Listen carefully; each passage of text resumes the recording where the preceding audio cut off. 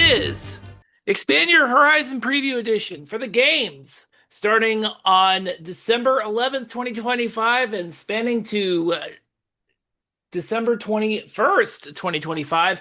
I am Bob McDonald, and joining me is my co-host, Jim Sarro.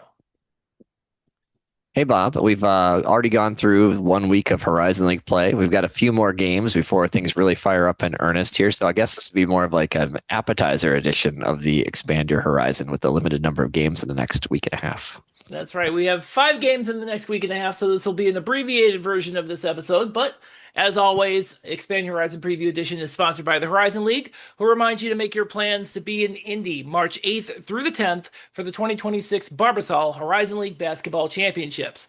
After you get all the insights from us here at the Horizon Roundtable, visit horizonleague.com for championship information, merchandise, Life in the League series, stories, golden hour content, and much more. Remember, March starts here in Indianapolis at Corteva Coliseum, March 8th through the 10th. And Jim, I know you're looking for forward to the first game of these 5 games that we have kind of scattered in between a bunch of different non-conference games, and that's going to be on Thursday the 11th at 6:30 Eastern.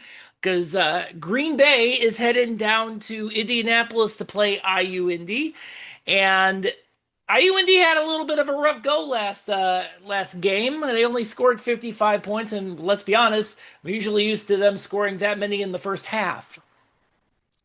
Yeah, this is a definite battle for keeping your season afloat. You know, both teams are off to a difficult start in conference play, and record-wise, Green Bay had one really nice game against Robert Morris, but couldn't seal the deal, and then followed that up with an absolute clunker against Wright State on the road in a game that I guess the best thing that happened is the Packers are playing at the same time, so nobody in Northeast Wisconsin saw it anyway.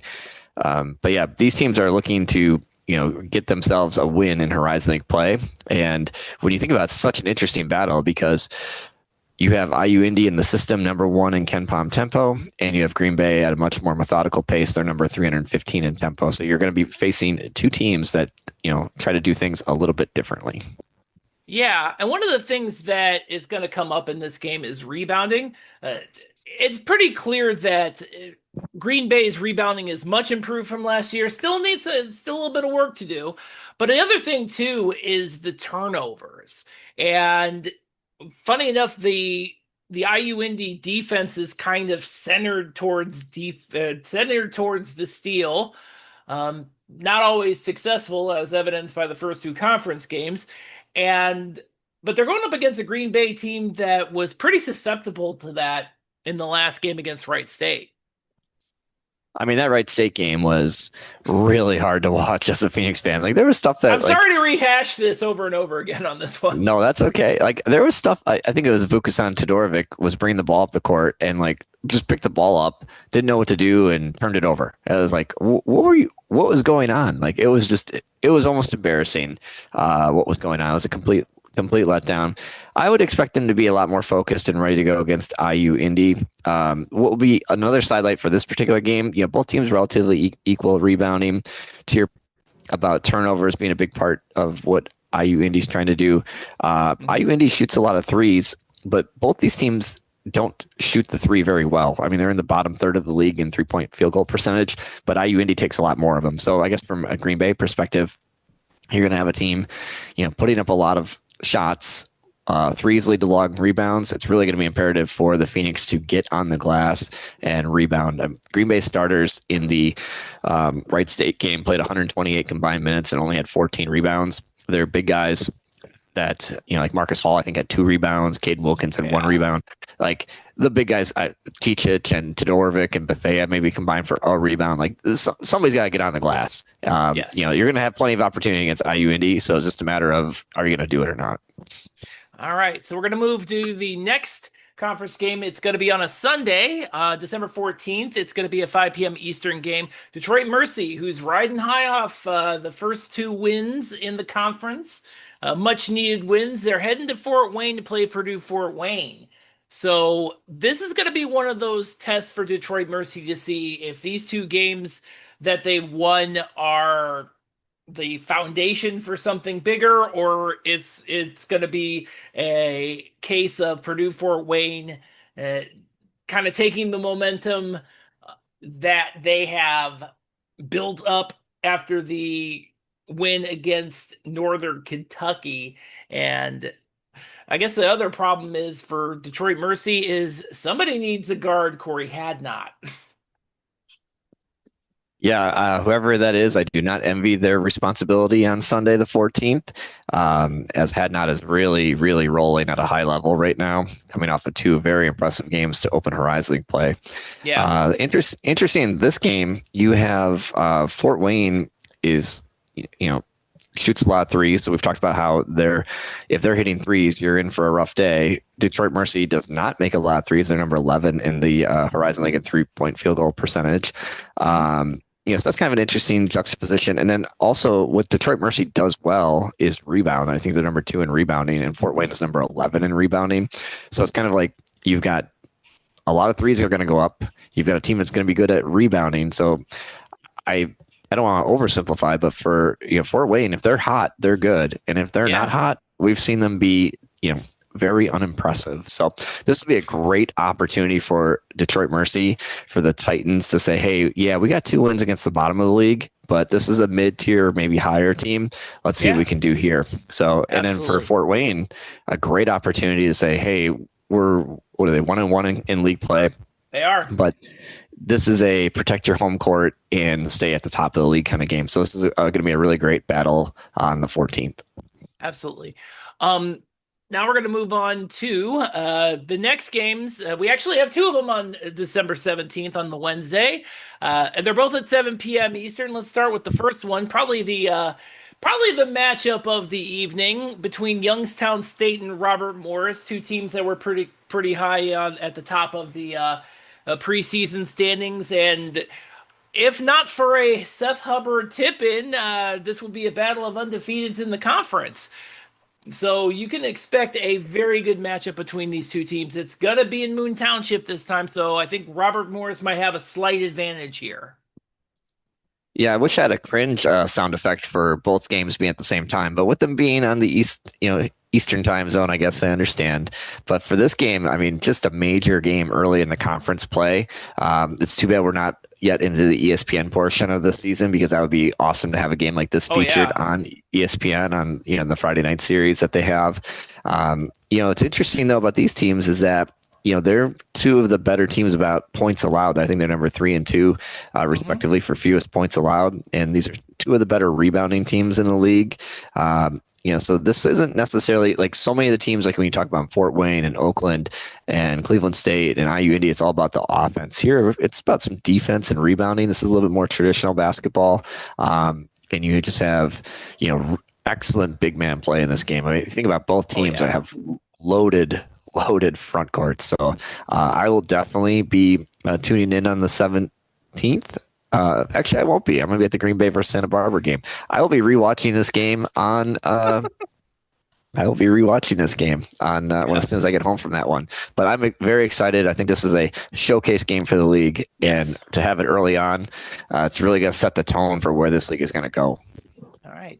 Which also leads us to the other 7 p.m. Eastern game, where Oakland is heading down to Highland Heights Truist Arena to play Northern Kentucky. Again, Northern Kentucky also within a hair of being 2-0 in in the conference. Oakland only has the one conference win, but it was a pretty good one over Purdue Fort Wayne. So I feel like at this point in time, I think Oakland really has a lot of momentum going into this game as far as the conference wise. I mean, maybe there is a method to Greg Campy's madness on scheduling all these super tough non-conference games to get them battle tested for this conference slate. And you know what?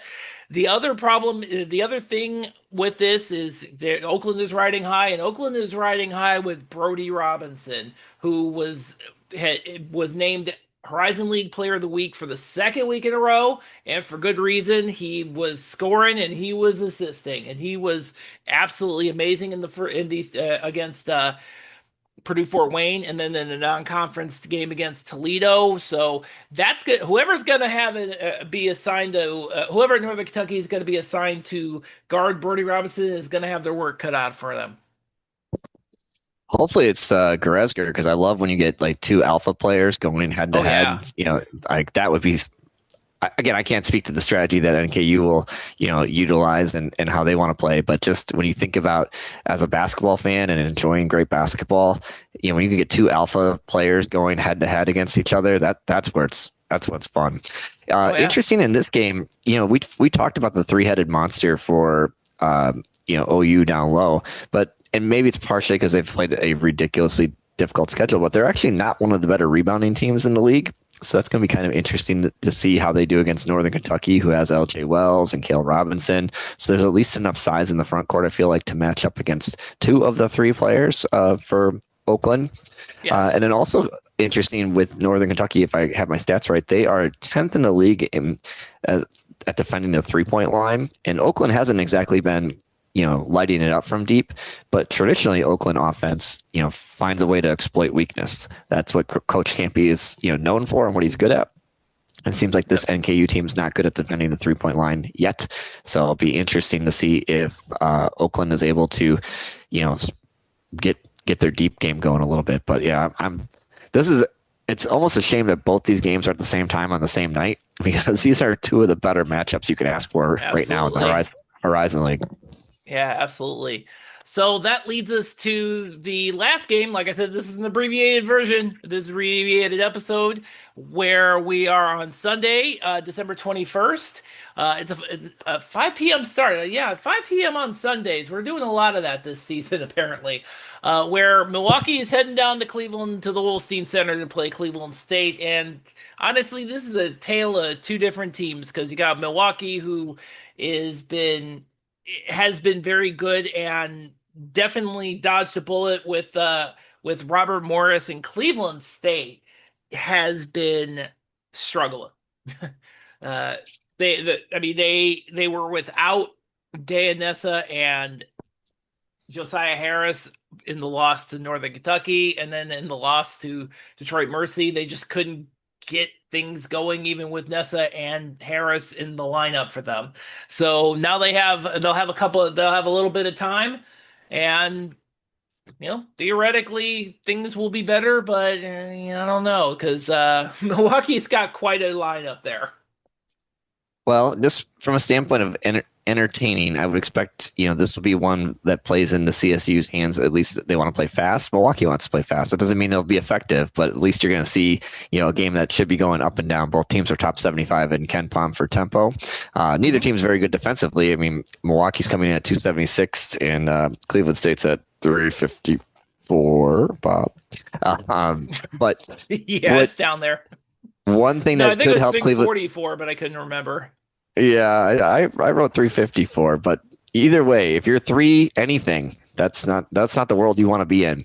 But interesting, I believe Cleveland State percentage wise is one of the better 3-point shooting teams in the league, and Milwaukee, there's I believe 11th in 3-point field goal defense. So if there's a way for Cleveland State to overcome a Milwaukee team that's coming off a very big victory over Robert Morris. Perhaps it's from behind the 3-point line. So we'll see how that plays out. But, at some point, these teams, are going to have to say, we're going to stop.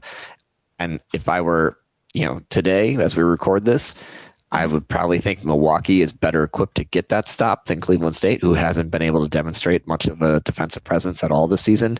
Milwaukee, on the other hand, kind of goes in spurts where they're playing really good basketball for a long time and then just have some head scratching, breakdowns for a while and kind of have to regroup. So I think this one leans Milwaukee a little bit, but definitely should be a fun up tempo basketball game if you're into offensive basketball.